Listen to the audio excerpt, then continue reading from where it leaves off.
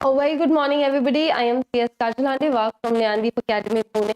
And today we are here to talk about the Hindu analysis dated 3rd of January 2025. So before we start, wish you all a very happy new year.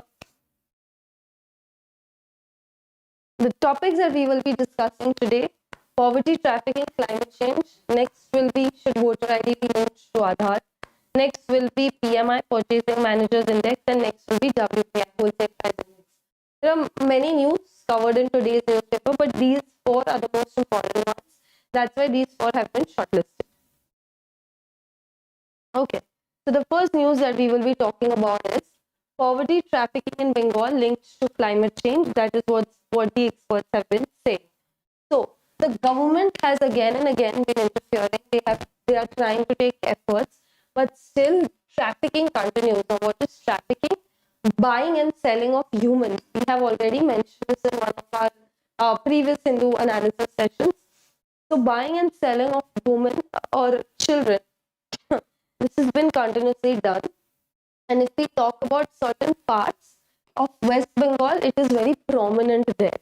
Also, now why is human trafficking increasing there so much? There are tropical cyclones that recently happened in West Bengal. We all know the impact of that tropical cyclone was there throughout India on the entire climate. So the state's coastline, there was an issue with that.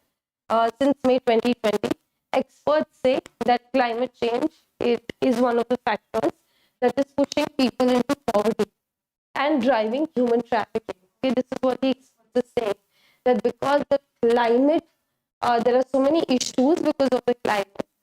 Displacement happens, people can't do a fixed job, people have to move from one place to another.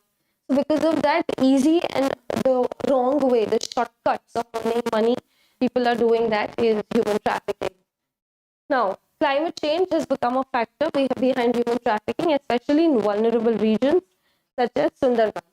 Now, there are back-to-back cyclones, that is Amphan and Yes cyclone. You all need to know about this from exam point of view. Yes, so Amphan and Yes cyclones, they have destroyed the livelihoods what people have been doing. The people are needing to migrate. Women, girls, children, they are exposed to greater risks because of such issues. This was said by Nihar Raptan, who is the founder secretary of Goranbos Gram Vikas Kendra. What is this? It is an NGO that works for human trafficking. Just one.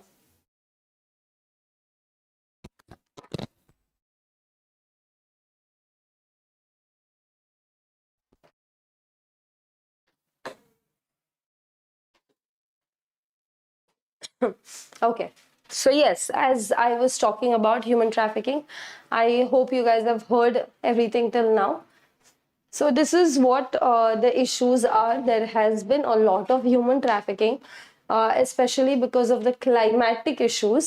Now, what are the climatic issues that we can talk about? West Bengal, it has been back to back facing a lot of cyclones, due to which people have to migrate from one place to another. They are losing their daily jobs, and that is one of the reasons. The cyclones that they are suffering. So because of all this, human trafficking has increased in the vulnerable areas. Now, if we talk about the NCRB, that is the National Crime Record Bureau. Now, of late, NCRB has been discussed a lot because of the two new laws that we have, the BNS laws. Even NCRB's role becomes major because of after that. So, NCRB's latest report says 58,871 people, they were reported missing. Can you believe this number? 58,000. They are missing. Out of which, guys, majority of them are women and some of them are children. So when we talk about human trafficking, the male human trafficking does take place, but more than that, the female human trafficking is a lot. So the same year data, it shows a conviction rate of 55% in human trafficking cases in the state. If we talk about certain stakeholders, the ILFAT, Integrated Leaders Forum Against Trafficking. So this is one of the biggest union. They talk about the trafficking survivors the people who have been through human trafficking and they have survived even after that, they have been successful in escaping, they have formed this organization, Integrated Leaders Forum Against Trafficking. Now, how many members does it have? It has 2,800 members across 7 states. They feel that if we need to fight against trafficking, climate change is one of the factors that needs to be considered, because due to climate changes, people lose their jobs, people have to migrate, they are empty mind, and illegal and wrong things like this comes to their mind. If we talk about trafficking in human beings, that is prohibited. It's not allowed as per our constitution. I hope you all remember the article, that is Article 23(1). According to this, human trafficking is banned. It's not allowed. It's a criminal offense. If we talk about even the conviction rate, guys, the conviction rate is also not great. It is 55%, means out of 100 people who are doing the crime of human trafficking, only 50% of them are being caught. Okay. Now, if we talk about the United Nations Convention, India, it has ratified the United Nations Convention on Transnational Organized Crime. This was done recently in 2023. So it has one of its protocol as prevention of this human trafficking, and especially focusing on women and children. This initially was adopted in 2000. It came into force in 2003. Okay. Now, if we talk about UNTAC, again, this has many member states, 192 states, who are again and again approving to this particular treaty, that yes, we are a part of it, and this includes India. Okay, so India is also a party to this UNTAC treaty. Now, what is this treaty for? Nothing but prevention of human trafficking. Okay. All the news that we are covering today are important entirely from mains perspective. Next, we will be talking about, should voter ID be linked with Aadhaar to combat voter fraud? So India just had its general elections recently, and there were many claims that people are double voting, a proper authentication of the identity cards is not happening, etc., etc. So there has been this question that should Aadhaar and voter ID be linked together. Now let's see. If you get certain kind of a question, or if you get a topic of essay on this, you need to have content to write. Okay, so let's discuss. If we link voter ID with Aadhaar card, this will definitely solve one problem, that is the duplication of votes will get over. Okay, because one person, if he has 2 Aadhaar card, but if he has only 1 voter card, so that 1 Aadhaar and 1 voter will be linked, so that other Aadhaar card, it's not going to hold any importance. Okay, so duplication of votes will be avoided. But Aadhaar cannot solve other issues, like especially if we talk about certain issues that are beyond technology, like people staying there and being impartial, being partial, people who do cheating intentionally by other ways, the officers who are standing out there and they are being biased towards a particular party. So even if Aadhaar and voter ID is linked, a human intervention cannot be avoided. Now, Aadhaar, it has been used a number of times, even if we talk about the PAN. Okay, so even the PAN database says, talks about our identity. If we link Aadhaar with voter ID, we have our Aadhaars and PAN linked. Okay, so now if we link your Aadhaar with your voter ID, it will ensure that one person is able to have only one voter ID. Okay. Also, if we talk about Aadhaar card, this doesn't mean that we are citizens. Okay, we are residents, because there are NRIs, non-residents, who have lawfully entered India, NRIs, but they also can get Aadhaar card. So therefore, every person who has an Aadhaar card doesn't mean that he can go and vote. Okay. So how will this be figured out? That is the job of Election Commission of India, to include only those names who actually are eligible to vote in India. Now, if we talk about the services of Aadhaar card, if there is a thumbprint, there is a fingerprint, when we are taking various services linked to Aadhaar card. So when all this technology is backed up, it ensures that there is no fake voting or there is no double voting that is taking place. Now, everybody knows that Aadhaar, it's not a proof of citizenship. But the only thing is we don't want duplicacy. Even when we connect the voter ID and Aadhaar, we don't want duplicates. So if someone has a voter ID and citizenship has already been established through that, voter ID is a proof of citizenship. Aadhaar card is not. So linking of voter ID and Aadhaar, we will get to know that they are registered in different places, which can happen. Why? Because maybe someone has migrated from a particular place, or house has been changed but within the same city. Okay. If you talk about the voter ID, if you guys have a voter ID, y'all can see on it. If y'all don't, I'll tell you all.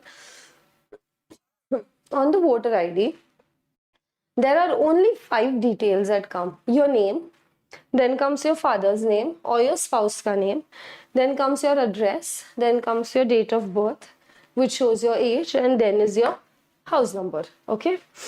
Now, if we talk about all these basic information, this is anyways present in the public. This information is nothing confidential or private. Okay. Okay. Now, Aadhaar, it does not have any secret or sensitive information except for a fingerprint. Also, if we talk about Aadhaar, also it has only name. Okay, now we all have Aadhaar cards. If you see the Aadhaar card, it has only name, age, that is your date of birth. It will have a gender and it will have an address. Okay. Mobile number and email address. Only few Aadhaar cards have it. Not everybody. Majority of people don't share this. So the Aadhaar card does not have mobile number or email address. Aadhaar does not know which database it has been seeded with. Therefore, there is no key, there is no compromise. When you get a particular Aadhaar card, there is no compromise that is happening here. It's just when people have certain doubts regarding all these documents, they need someone to talk about it, and that someone is nothing but ECI, Election Commission of India. If ECI talks about it, people will have a clear mindset. Okay, next news that we will be talking about is factory activity at a 12-month low. Okay, so it's kind of a bad news. The manufacturing sector has been going down and down since a lot of time, and this has not only been happening in India, it is a scenario that is overall. So if we talk about the manufacturing sector, we were hoping that it would recover, but again, unfortunately, in December, it has hit a 12-month low. Like throughout the entire year, it was the lowest in December. Already in November, it had a very weak performance, but in December, it became worst. Okay, now, the new orders, we are not getting them as many new orders. If we talk about the manufacturing activity, the expansion is also not happening. It has slipped to 11-month low in November and a 12th-month low in December. Also, we are expecting it. We did expect it to become a bit better. We were hoping, but after this, we all don't know what to expect. Now, if we talk about HSBC, India Manufacturer Purchasing Managers Index, PMI, Purchasing Managers Index. I will tell you what this is, but if we talk about this, it dropped from 56.5 to 56.4 in November, from November to December. I'll explain what PMI is. Now, if we talk about firms, they report, they have said that why is the manufacturing sector going back? The labor cost, the material costs, there has been a lot of inflation here. The input price it's becoming very expensive. Okay, so because of which overall they can't put in so much inputs and they cannot cover that much price from the outputs. But still, it has become a bit better from the previous times. Now, what is exactly Purchasing Managers Index? Okay, now it is a survey. Now, what is this? How is this survey done? People will come to us, people will ask us. We are the respondents, okay? So, people of the government of this particular department, they will ask us about changes of our perception. What do we feel? What are the changes about major businesses if you compare it with the previous month. This is what they ask us. Okay, like for example, right now if I ask you, what do you think, which is the business that is doing best right now, and maybe you'll say IT business, someone will say food industry. Okay, so this is what the PMI is. They are taking your perception, your thinking on what you exactly feel is the market situation right now, okay, compared to the previous situation. Now, why is this done? It provides information for the companies to take decisions at what the people are expecting, what the people are wanting in the market. They will get to know about the business situations. It is calculated differently. For manufacturing is different, for services is different. And another third one which combines it is known as a composite index. That is also done. Now, if the score is above 50, it means an expansion. If the score that people give is about below 50, it means a contraction. Okay, and if it is 50, it means no change. Now, if we talk about this news, so right now it's 56.5, 56.4. So this is showing expansion in economy, but the expansion is reducing. This is what it shows, because 56.5 in November, 56.4 in December. So the expansion is still there, but it is reducing. And how is the expansion denoted? Above 50. So if the PMI of the previous month, like what we just saw in November, it was 56.5. That is higher than the current month, that is 56.4. In such a case, your economy is contracting. Correct? Okay, moving on. The last news for the day, that is government constitutes panel to rejig the wholesale price index, that is WPI. Please do not mind if you guys find me a bit low on energy today, because it's just the health issues, haven't been keeping well. So maybe that is why the energy low. Otherwise, please focus on the news and not because these 4 news are, all of them are important from essay point of view, editorials point of view, mains, for mains. So please focus on them. Next, if we talk about the center, that is the government, first we will talk about wholesale price index. Now, what is wholesale price index?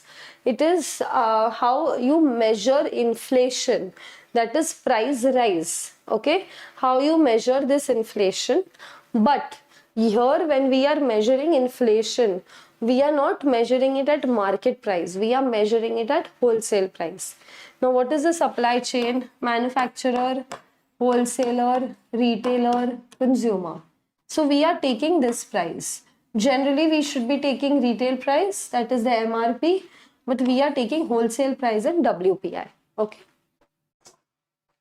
Now, if we talk about WPI, now what are we calculating? We calculate inflation. Now, inflation, how will we calculate? When you compare one particular year to another, that is how you'll calculate inflation. So let's consider, if it is 2010, till now we were talking about 2011.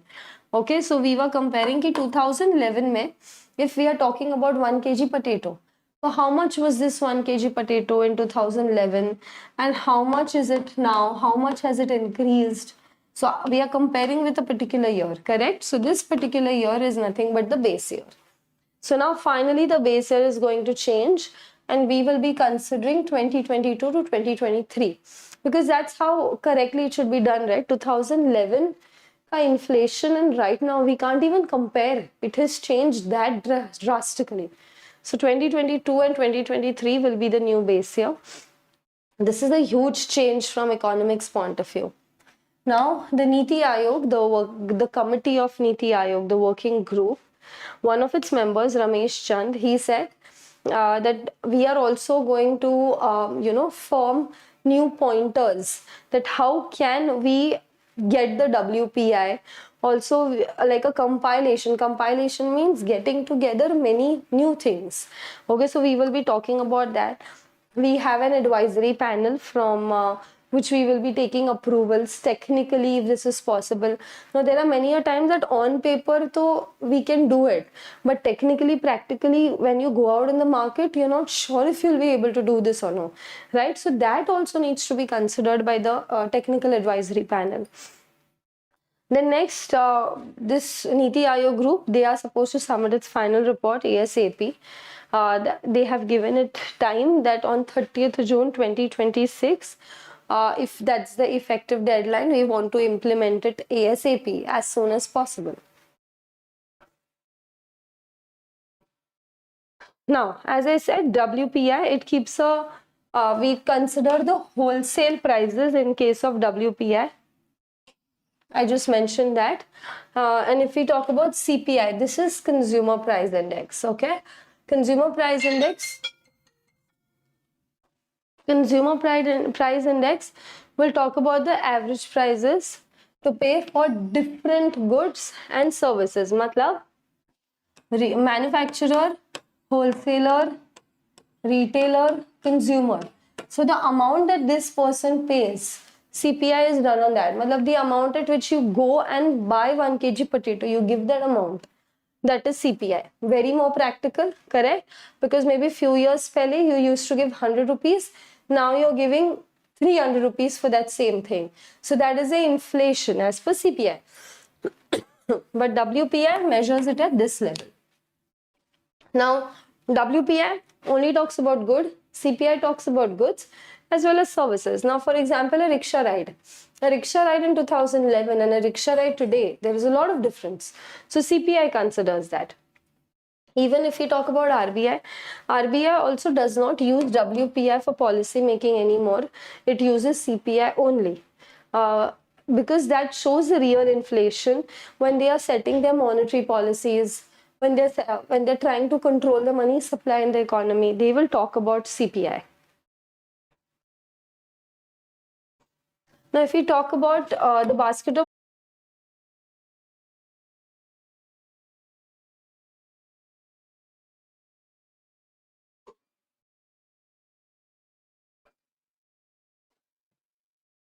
okay, so as I was talking about, there are 3 things that WPI considers.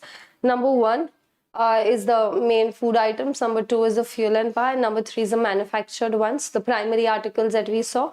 All these 3 are very important because this is on what the economy runs. Okay, so yes guys, that's it for today. We'll stop for the day. I will see you all tomorrow for the next Hindu analysis. Till then, take care and apologies for the low energy. Okay, I'll see you all tomorrow. Thank you.